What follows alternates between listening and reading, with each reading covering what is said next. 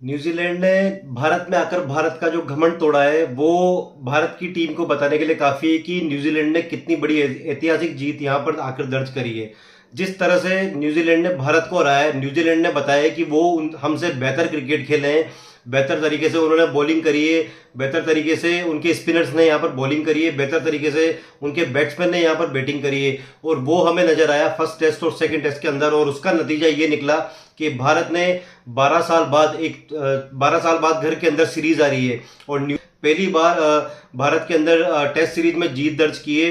ये उनके लिए बहुत बड़ी बात है और 12 साल से भारत घर में नहीं आ रहा था। वो भारत का घमंड जो हमने ऑस्ट्रेलिया में जाकर गाबा का घमंड तोड़ा था, वही भारत का घमंड अब न्यूजीलैंड ने भारत में आकर भारत का घमंड तोड़ा है।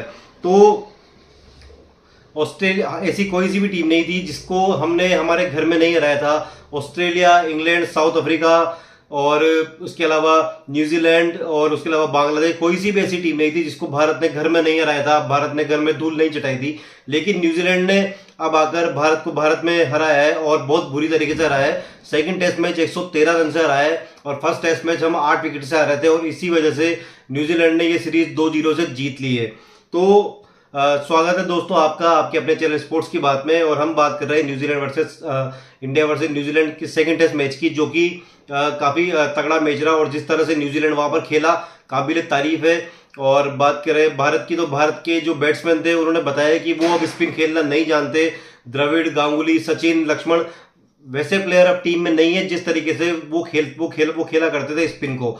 लेकिन जिस तरह से रोहित शर्मा, विराट कोहली, सरफराज खान और बाकी सभी बैट्समैनों की बात ले ले तो किसी ने भी यहां पर खड़े होकर रन बनाने की कोशिश भी नहीं की और ना ही उनसे रन बने। सेंटनर ने अकेले आकर वहां पर 13 विकेट निकाले इस मैच में, और जिस तरीके से उन्होंने बॉलिंग करी है वो काबिल तारीफ है, क्योंकि इस तरीके से तो भारतीय स्पिनर्स ने भी यहाँ पर बॉलिंग नहीं करी। और 4000 से ऊपर दिनों से हम इंडिया में नहीं हारे थे, वो घमंड भी न्यूजीलैंड ने यहाँ पर तोड़ दिया है हमारा। तो न्यूजीलैंड के लिए ये बहुत बड़ी जीत है। न्यूजीलैंड ने पहली बार इंडिया में टेस्ट सीरीज जीती है। और अगर बात करें तो पहले भारत की सेकंड इनिंग की बात करें, पहले फर्स्ट इनिंग की बात करें तो 50 पर से हम 150 रन पर सिमट गए। उसके अलावा अगर सेकंड इनिंग की बात करें तो 6 में से 1 पर हम 245 रन पर आउट हो गए।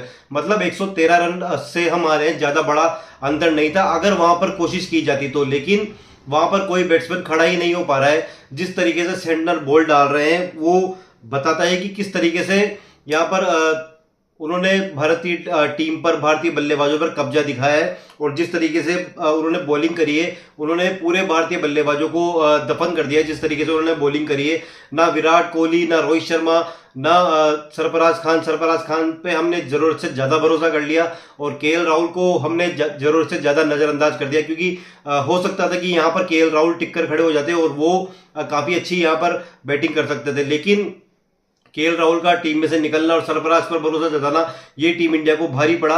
और ऋषभ पंत का 0 पर रनआउट हो जाना और कोहली का सेंटनर पर बार बार आउट होना, जिस तरीके से वो फर्स्ट इनिंग और सेकंड इनिंग में सेंटनर पर आउट हुए, वो काफी बड़ी बात थी।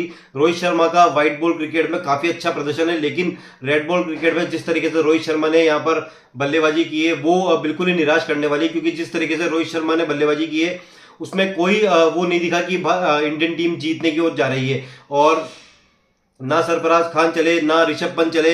इसके अलावा गिल की बात कर ले तो उन्हें मतलब हो सकता है कि अपने प्रिंस कुछ ज्यादा ही जल्दी भूल जाए, क्योंकि इस तरीके से खेलने पर मतलब क्या ही कहा जाए कि जिस तरीके से उन्होंने बैटिंग करी है। और विराट कोहली को कि वो जो बादशाह थी, वो जो हमें किंग नजर आते थे, वो पूरी तरीके से अब खत्म हो चुका है और रोहित और विराट इरा जो है वो खत्म होता हुआ नजर आ रहा है। क्योंकि 18 टेस्ट सीरीज से हम भारत अभिजीत थी और भारत केवल 18 टेस्ट सीरीज से जीती, एक बार भी नहीं हारी थी। और ये हमने गवा दी है ये टेस्ट सीरीज, और अब 18-1 से ये हो चुका है। तो ये बहुत बड़ी बात है कि भारत 18 टेस्ट सीरीज बाद घर में टेस्ट सीरीज गवाई। 12 साल बाद टेस्ट में हम यहाँ पर हमारे घर में न्यूजीलैंड के दौरा हारा गए और न्यूजीलैंड की पहली ऐतिहासिक जीत यहाँ पर टेस्ट सीरीज जीती है न्यूजीलैंड ने भारत में पहली बार। तो यहाँ पर अगर बात की जाए तो ना सरफराज पर हमने जरूरत से ज्यादा भरोसा करा, ना अगर बात करें केएल राहुल की, तो केएल राहुल को टीम से निकालना ये क्या पता टीम पर भारी पड़ा। और जिस तरीके से गौतम गंभीर का जो इरा है वो बहुत ही बुरा इरा है, क्योंकि श्रीलंका में जाकर हमने ओडीआई सीरीज वहां पर हारी। और ये भी एक बार कहा जाए तो बहुत बड़ी बात है कि श्रीलंका अभी हमसे नहीं आ रहा था, काफी टाइम हमको हरा नहीं पाया था, लेकिन श्रीलंका ने वो काम किया। उसके बाद अब हम घर के अंदर जो अभिजीत थे वहां से भी हमारा भी घमंड तोड़ा है, और न्यूजीलैंड ने यहाँ पर सीरीज जीती है। तो जिस तरीके से पूरे बल्लेबाजों ने बैटिंग करी है वहां पर, अगर कहा जाए तो कोई भी सेंटर के आगे टिक नहीं पाया, उनसे अच्छी बैटिंग न्यूजीलैंड के बल्लेबाजों ने करी। सचिन रविंद्र की बात करें तो वो काफी अच्छा खेलते हुए नजर आ रहे थे। टॉम लिथम ने काफी अच्छी बल्लेबाजी करी, यहाँ पर कॉनवे ने काफी अच्छी बल्लेबाजी करी, और यहाँ तक कि टिम साउथी ने भी फर्स्ट टेस्ट मैच में वहां पर 60-65 रन की पारी खेली थी। तो जिस तरीके से टीम इंडिया खेल रही है, अब ऐसा लग रहा है कि टीम इंडिया किसी और उस पर निकल चुकी है, क्योंकि पाकिस्तान भी अब धीरे धीरे लाइन पर आने लगी है। पाकिस्तान ने इंग्लैंड को घर में हराया है और काफी टाइम बाद ये टेस्ट सीरीज जीती है, तो ये उनके लिए बहुत बड़ी बात है। जिस तरीके से उनके टैलेंटर्स ने वहां पर बैटिंग करी, 40-45 रन वहां पर बनाए। साजिद खान की बात कर ले, नोमान अली की बात कर ले, उन्होंने स्पिनर्स के उनके स्पिन के दम पर घर पर टिकने ही नहीं दिया इंग्लैंड की बल्लेबाजी को, और बैच बॉल का पूरा दम निकाल दिया। तो जिस तरीके से पाकिस्तान वापसी कर रही है और इंडिया धीरे धीरे अब डाउनफॉल होती जा रही है। जिस तरीके से अगर बात करें डब्ल्यूटीसी की, तो डब्ल्यूटीसी की तो खैर अब फाइनल की तो बात करनी बहुत दूर की बात है, क्योंकि इस टेस्ट मैच सीरीज के पहले भारत के 74 पॉइंट थे, और जिस तरीके से अब ये टेस्ट सीरीज हमने गंवाई है, उसके बाद भारत जो के पॉइंट है वो 62.8% रह गए। तो भारत नीचे आ चुका है, और डब्ल्यूटीसी में अब हमें फाइनल खेलना भी काफी मुश्किल है, क्योंकि अब जो है हमें बॉर्डर गावस्कर ट्रॉफी खेलनी है, वो भी ऑस्ट्रेलिया में जाकर। तो और ऑस्ट्रेलिया में जाकर ऑस्ट्रेलिया को हराना, ये हम सब जानते हैं कि बहुत ही मुश्किल काम है। खैर इंडिया वो टीम है जो कि अगर अच्छा खेले तो वो कारनामा कर सकती है, लेकिन जिस तरीके से विराट कोहली, रोहित शर्मा और इतने बड़े बड़े दिग्गजों की परफॉर्मेंस है, वो कहीं से कहीं तक भी नजर नहीं आ रही कि हम बॉर्डर गावस्कर ट्रॉफी में भी कुछ कर सकते हैं। क्योंकि अगर विराट कोहली और रोहित शर्मा वहां पर भी फेल होते हैं तो टीम को कौन संभालेगा। हालांकि यशस्वी जायसवाल ने काफी अच्छी बल्लेबाजी करी यहाँ पर, उन्होंने 77 रन बनाए, रोहित शर्मा 8 रन बनाकर आउट हुए, शुभमन गिल ने 23 रन बनाए, कोहली 17 रन बनाकर फिर सेंटर का शिकार हुए, पंत 0 रन पर आउट हो गए, रन आउट हो गए। इसके अलावा सरफराज खान ने 9 रन बनाए, रविंद्र जडेजा और अश्विन हमें संभाल रहे हैं।